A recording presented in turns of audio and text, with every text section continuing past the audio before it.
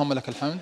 تعرف مباراة مهمة بالنسبة لنا بعد التوقف، مباراة ضد نادي كبير، نادي يمتلك قاعدة جماهيرية كبيرة.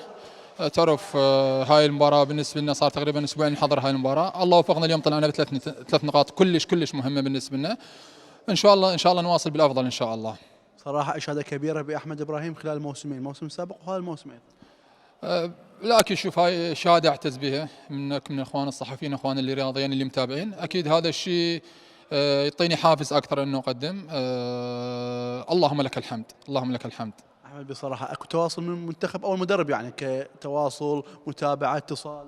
والله شوف، صار تقريبا بعد مباراة كوريا صار كلام، بس ماكو أي شيء رسمي.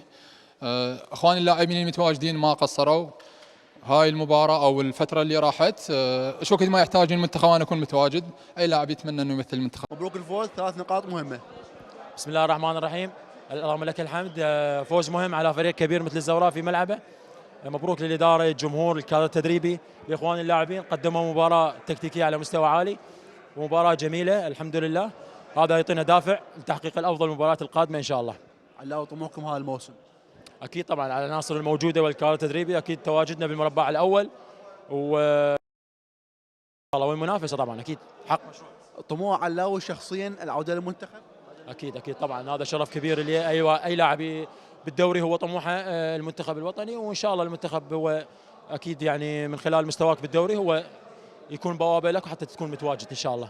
الحمد لله رب العالمين. مباراة مهمة، 3 نقاط مهمات نرجع فيهن لزاخو. مباراة اليوم طبعا صفحة بنطويها، بنعمل على السلبيات، بنطور الإيجابيات. بتنتظرنا مباراة مهمة إن شاء الله الأسبوع القادم، إن شاء الله نقدم فيها مستوى يليق بنادي زاخو. زاخو خلال الموسمين، هاي الموسم السابق وهذا الموسم قدم مستويات كبيرة. أكيد أنا قلت لك يعني من أول ما وصلنا للفريق كان تركيزنا يعني وطموحنا يعني على جميع البطولات.